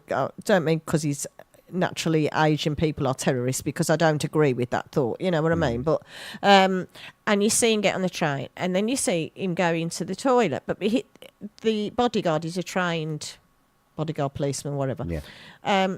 But the way he's acting is suspicious. So you see him go, and he knocks on the toilet door, and he's in there for ages, absolutely ages, this guy. And he won't answer the door. Then he comes out, and he walks off up the train, the Asian fella. Then they go to check what's actually happened in the toilet, because he was in there for so long. And his wife's in there with an explosive belt on. And he'd been putting the belt on his wife, and she was absolutely petrified, and she was going to detonate it. But that's how it started. That was within the first 5 minutes. Who's he the bodyguard of? The foreign minister, played by Keeley Hawes, and she's not a very nice lady. I would use a word on radio, but I'm not allowed to. No. She's a right nasty bit of work. Right. But you can't work out. You've got to watch it, because you can't work out whether he actually hates her, or he fancies her, or whether he's doing things to benefit himself. Yeah, maybe. And damage her. Do you know what I mean? And hurt her. Because the last one ended where an explosion had gone off. But you can't work out whether he knew about the explosion, or whether it was intended, or whether he was something to do. I might have to catch up with this. You will. It sounds good. It's really, everybody's talking about it. I do tend to watch things on catchback, so that And Keeping Faith was brilliant. I love that. I tell you what, I watched recently a new series that I hadn't seen, which was called Innocence. Have you seen that? Don't know. It's really, really good. Have you seen Stranger Things, with the little kids? Oh, my daughters are into that. It's got a little bit of a similar feeling to that. So if you like Stranger Things, you'd like that. But it is really, really good. I won't tell you about it, because you can watch it yourself. But it's excellent, in a sense. It was. I can't quite remember who's in it now. I don't think there's anybody special in it, but no, it is. It's really excellent. I definitely recommend you have a watch. So that's our television review of the week. I've not done. Oh, maybe I should do that. I want to do some new things on my show. So you lot best be listening. Can you get a fat notepad from the back of the sofa and a pencil, please? Right. I'm thinking that I might do a little bit of not a problem page as such, but if anything's worrying you, give me a phone or call, or whatever you want to call it, and I'll do my best to try and assist you with it. And I'd like your positive thought of the day as well. I don't want to just hear myself. I want to hear your positive thought of the day. So if you want, and I've had this thing, but I need to speak to the other presenters, where I might have the other presenters on and have a bit of Piers Morgan moment and interview them. Oh, interview your colleagues, the fellow presenters, to see. Do they get to interview so you? they can interview me and get to know. So the listeners get to know what we're all like. won't ask too personal a question. You know what I mean? Just stuff that. But I think that would be nice because we've got quite a few new presenters now. We've got Jake on a Wednesday night, who's a rocker. He's got long hair. He's the full Monty. He is. Yeah. Yeah, he really is. Anyway, what's happening at the theatre? What time? Oh, it's 7:30. Is it? It's 7:30. We've got half hour. What's on at the theatre then? Well, the Core Theatre in Solihull. Yeah. We've got Malcolm Stent. I bet that's about to start, isn't it? 7:30. He's in the afternoon. Oh. Yeah, I was going to say, unless he's made in the bar in between. And Fun Chat and Musical, and that's 2 p.m. on the 12th of September. So if you'd like to go along and see Malcolm, I've heard of him, but I've never... Is he right? Oh, no. Apparently he's like a local... I've got a picture of him here. I'll show you. Let me just show you on the mic. There you go. That was him. Can I have a look? Yeah, you can. Yeah, have a look at the leaflets while I get on. Right, okay. There's also... a Back to the 60s night on the 13th of September. Now, that'd be good. Yeah, I like the 60s music. You can do all the dance. Yeah. I had to do that in Dusty Springfield. I had to do Did the you? dance. Yeah. I bet you loved that. Oh, I did enjoy that. I like me dancing. Right, and then we have the Barnhart Huxley Hot 5. Now, this is not a strip act, ladies. They are actually a jazz band, and it says Jazz and Jokes on the 19th of September. I can't tell you about the ELO experience because I think that was last weekend and it's gone. So you can't be going to that. But at Hall Green Little Theatre, you have exactly 30 minutes to get along to there tonight because they've got a box of frogs on, which is an impro act for... they're actually on at the court after. Not tonight. I don't know, the following week. But they're like, a bit like Have I Got News for You and all that. Oh, yeah. Yeah, I used to love those shows. Yeah, so that... You don't get shows like that anymore, do you? Well, obviously you do because they're on. At 8 o'clock tonight they're on. Oh, right. Occasionally, I'll tell you who we had on at Hall Green Little Theatre because our patron is Derek Jacobi. But we had on... You know that woman who talks like Black Country and she sits on the sofa? Her. I love her. What's her name? Doreen. Doreen. Yeah, is this Doreen? Is Doreen? Well, we had her on. Oh, and they had to bring a sofa up the metal staircase. Anyway.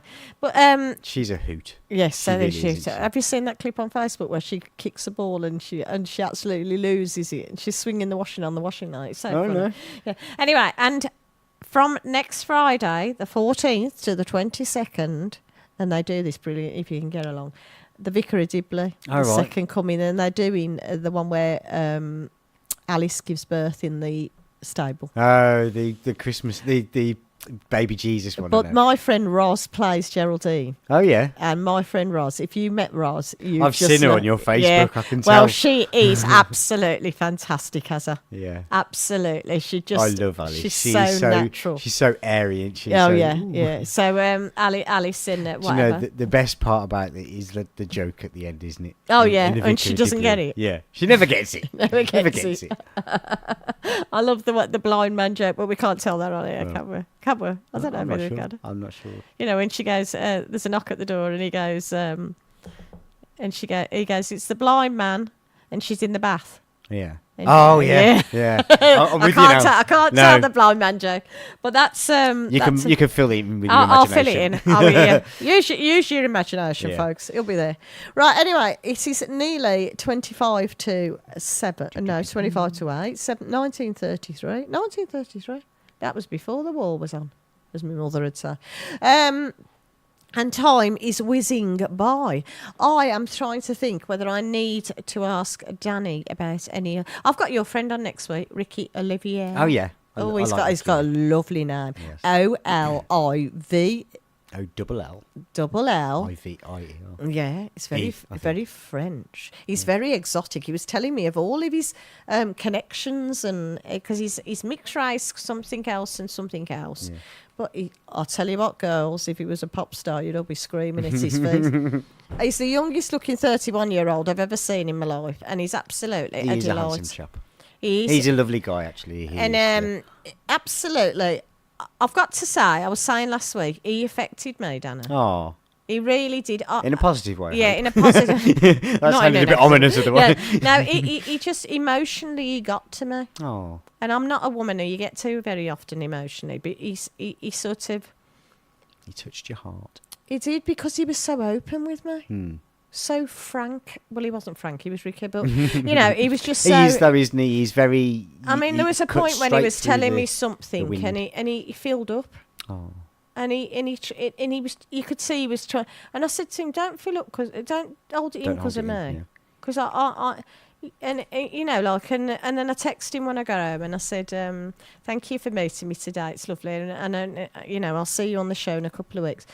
And he said, "You're a lovely lady. I've got so much to think about now." Oh. He said, "You give me so many things to think about," which was nice. Yeah. It's nice to be able to influence positive. Yeah, that's it. And he said, "You just an inspiration." He said, and I thought, "Oh." She never said any of this to me, listeners. I never no, made he was her too busy fill up. stuffing a baguette in his mouth at the time. I've got to say, it was a lovely baguette, though. Yeah, it was panini, actually. It was a panini. I say panini. Yeah, panini. But it was. It looked very nice. I didn't eat anything because I can't eat bread. Oh. I won't tell you because we're on air. What happens? We don't need to know. Again, use your imagination, listeners. Yes, too much information. Right, anyway. What were you going to ask me? You went to ask me something. I was going to ask you if we've got any young people out there. Yes. I mean, we did discuss this off air, and it is a bit, how long's a bit of string, isn't it, really? I guess, yeah. Go on, ask your question. Question I wanted to know was how... If you're sitting in your room now looking at your Kath Kidson wallpaper, thinking, I'm going to tell my mum that I'm actually gay. Yeah. How would you... I think if you've got that wallpaper, your mum already knows. Yeah, to be honest. Might be the cowboy one. Maybe. Anyway, but how would you come out? Yeah. How would you broach the subject? Because I think I think if my daughter's told me... Yeah. They'd find it quite easy because the way I am now... You wouldn't give us stuff. Exactly. You'd be all, Yeah. And I think that a lot of parents these days do have that mentality. You know, I don't care. He's my son. She's my daughter. Whatever it might be. But if you are one of those types of people who think that your parents aren't going to be that cool, and I must admit, when I was of that age, and I don't really know if there is an age, inverted commas, to come out, but I was 17, and I'd thought about, it's something that I'd like to tell my mum and dad, because by now I'd sort of had a few experiences. I actually discovered my sexuality by accident. Almost. I don't mean I discovered my sexuality. Oh, there it is. Yeah, I was going to say you found it in the corner. Yeah, there it is. In the bookshelf. In the bin. No, what it was, I was working as a waiter at the time, and there was a guy that used to do silver service waiting with me, and he was openly gay. And I'd never ever met anybody in my life before who was openly gay, and I sort of gravitated towards him, not because I was interested in him romantically or any way of that nature, but I wanted to glean as much information from him as I possibly could with regards to being me and being myself. And I'm going off on a bit of a tangent now and explaining how it happened to me. No, you're not. Carry on. I ended up meeting up with him, and we went back to his flat, and there was he was having a bit of a party, and so there was 4 or 5 of the gay guys there, and this was in Dorothy Towers, as we affectionately call it. All the gays will know what that is. It's a block of flats in the city centre by where the Dome used to be. Got the Dome. Now I'm going back in the day. You are going back there. Oh my God. Back in the day. Back in the day. So we were sitting in this flat, and they were playing the likes of Queen and ELO and ABBA and, Madonna. And I just felt so free. I felt like I could do anything. And because I was a little thin 16, 17-year-old lad who hadn't got a clue what he was doing or where he was going in his life. But I knew at that moment, I just remember standing up at the window, looking out at the city. The city was, spilling out in front of me. It was ever so beautiful from that height as well. And I just remember sitting there thinking, this is the happiest and the most content I've ever been. And these people were strangers to me. But they'd welcome me into their bosom, if you will, and made me feel so content within myself. Now, this isn't answering the question, of course. The thing that then followed that, because that was my acceptance of myself to myself, if you will.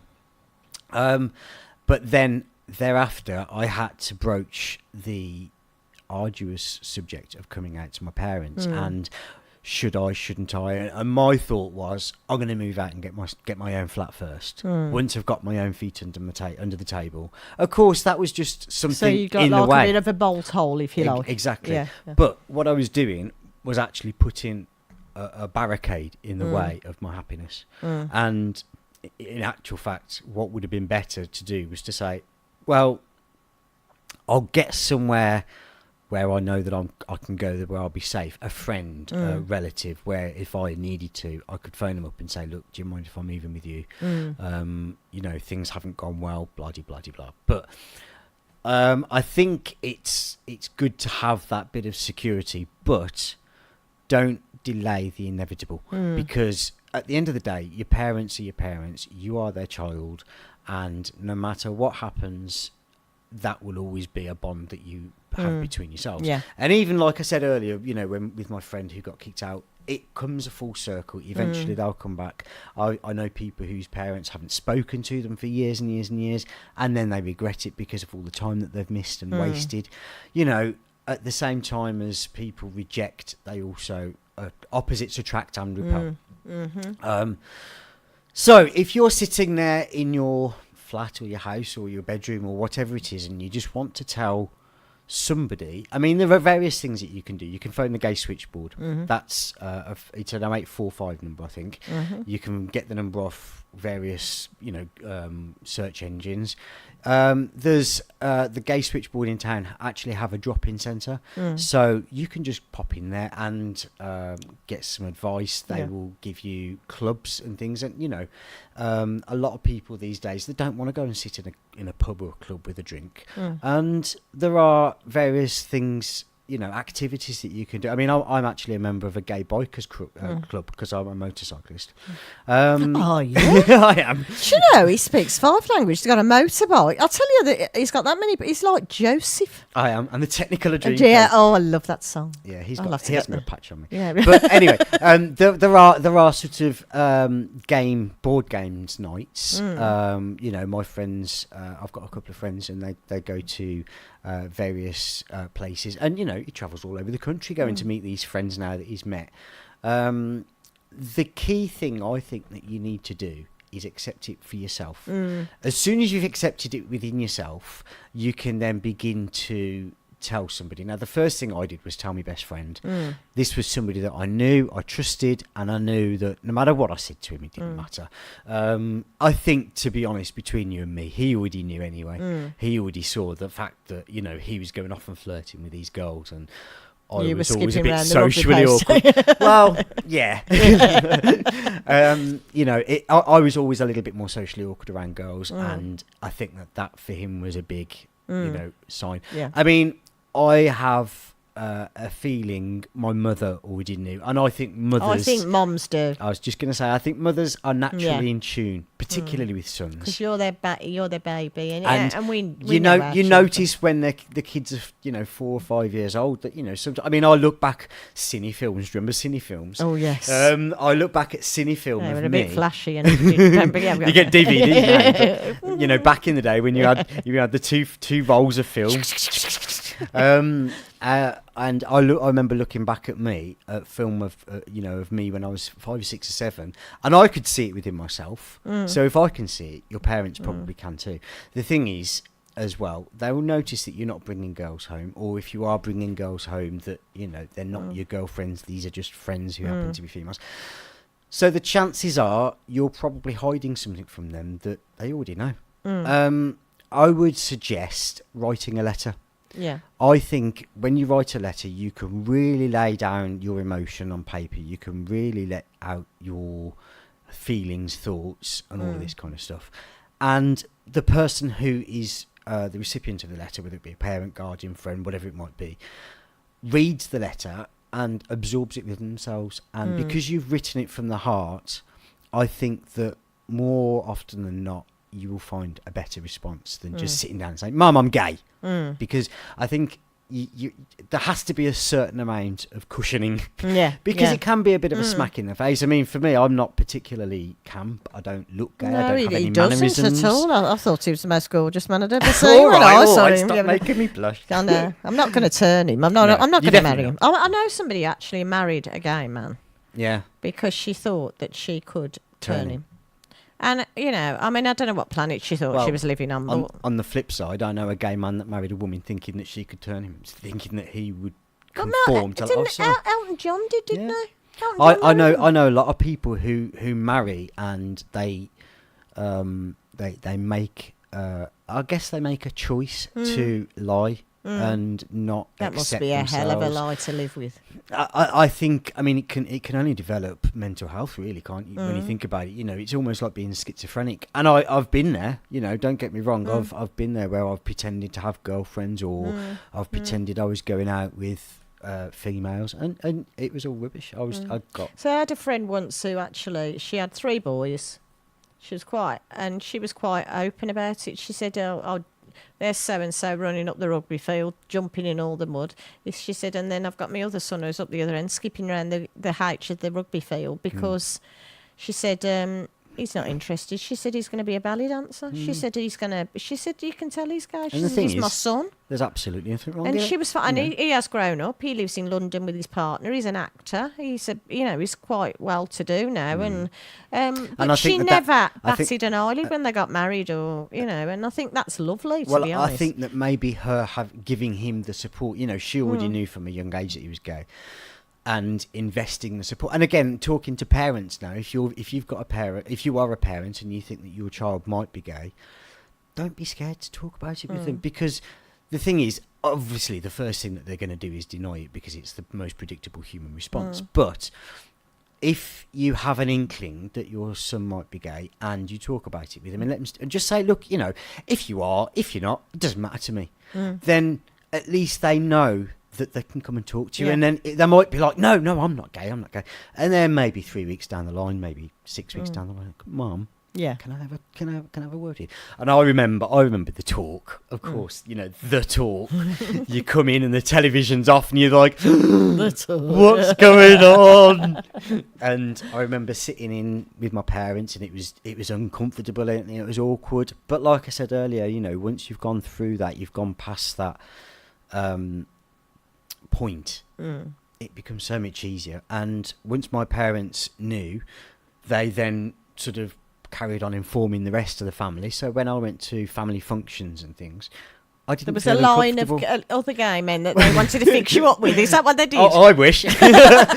No, there was a line of people who asking. Don't do what women do. What the women do. Oh, I've got a friend you'd like, and you think, oh, really? I do get that. Yeah. But no, generally what happens is they come over and they ask you 150 questions inside 10 seconds. Yeah. Well, but they're just interested. They want to know. Yeah. And it's nice because the more people that you talk to, being a closeted homosexual man at this point, let's just say, and then all of a sudden these barriers are broken down by freedom people. must be absolutely phenomenal. It's like entering into a theme park, and having that. As the film said, what's the title of that film? Waiting to Exhale, and Yeah. you've held it in. That's right. For so long, all really, that something time. like, Yeah, and you can just relax and be yourself a bit more, and the next morning you'll wake up having gone through that and gone and come out, let's just say, and the next morning you wake up and you think, oh, was that a dream? Or did that really happen? And you think, no, it really happened. And you went downstairs and you're like, is everyone going to be treating me differently? Is everyone going to be awkward? But, life just continues. And people will soon realise you haven't changed. You're still the same person who went to bed the night before. Precisely. Yeah, exactly. It's a bit like Christmas Day, you all that build up to Christmas Day, and then you've opened your presents and it's all over. But then the next day and the next day and the next day, it's still there. You're the same person. You can still talk about all these things, and it becomes easier and easier and easier and easier. And obviously, you then start to develop different relationships and different friendships, and maybe you'll bring a partner home, a boyfriend or a girlfriend home to meet your parents, and things will just sort of move on as if it's a natural thing, and it is a natural thing, and that's it's like with a lot of things in life, it's adjustments, isn't it? It is, and it's just getting used to that it's acceptance idea as well. Yeah, acceptance, and Right, I'm going to play the Beatles because I love this song, Hey Jude. I won't do the high pitched bit at the end, but I do. When you're drunk at a party. And anyway, and I'm going to play this, and then we're building up. It's 10 to 8. So what's happening on Solihull Radio next week? Here we go. Don't make it bad. Take a sad song and make it better. Remember to let her into your heart. Then you can start to make it better. Hey Jude, don't be afraid. You were made to go out and get her. The minute you let her under your skin, then you begin to make it better. And anytime you feel the pain, hey Jude, refrain. Don't carry the world up on your shoulder.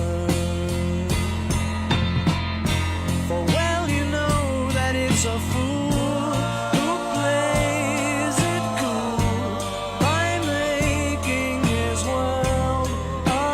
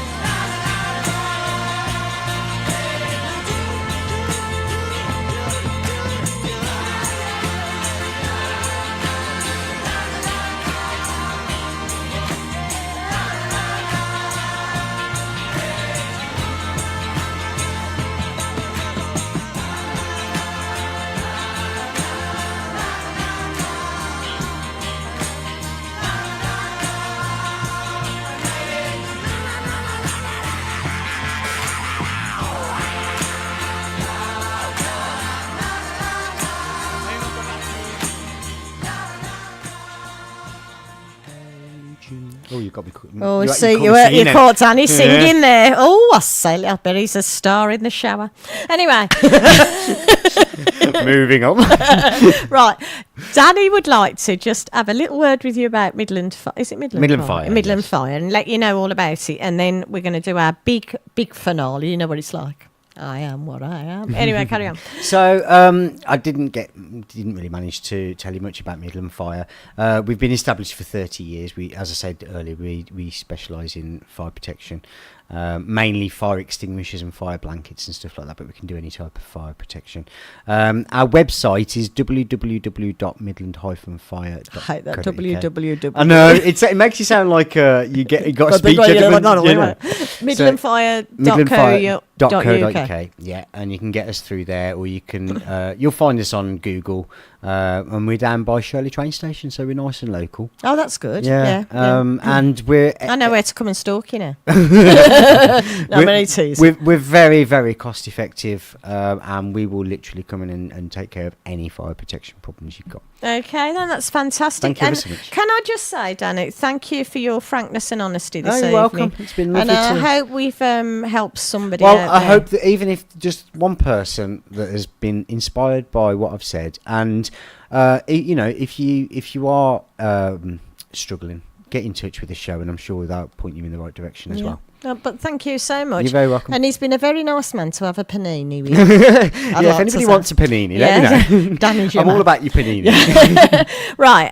Next week on Solihull Radio on what day is it? Sunday. Tomorrow morning between 8 and 10 we have Alex, who's entertaining your little diddlies once again. Yes, Molly O'Brien, it is your time to put your pyjama bottoms on your head again and eat your toast. She's only little, bless her. She's lovely. Then we have in the afternoon we have Lee with her cornucopia of guests.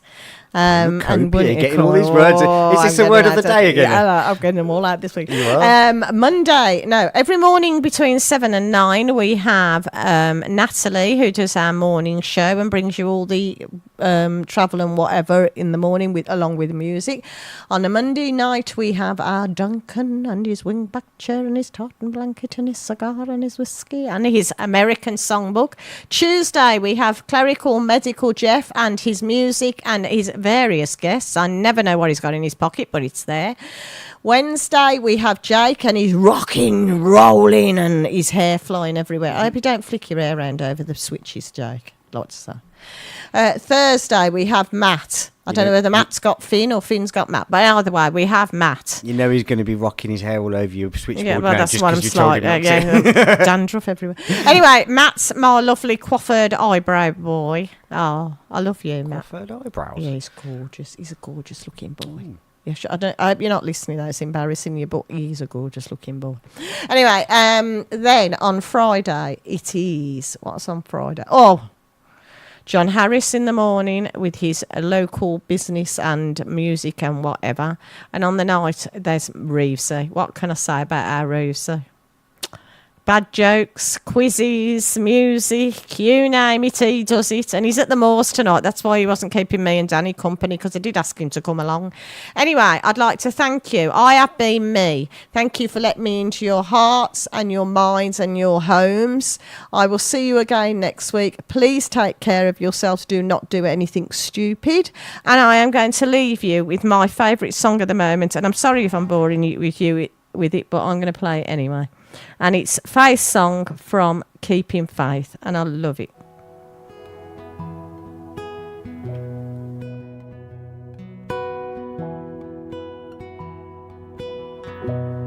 Give you all that you needed.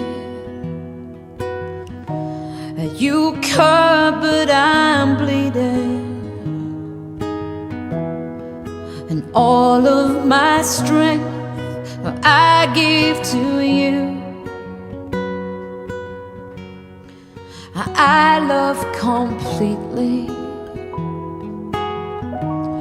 You lose, then you leave me. And all of my hope are left with you too. But I give my heart all I did. I give my heart.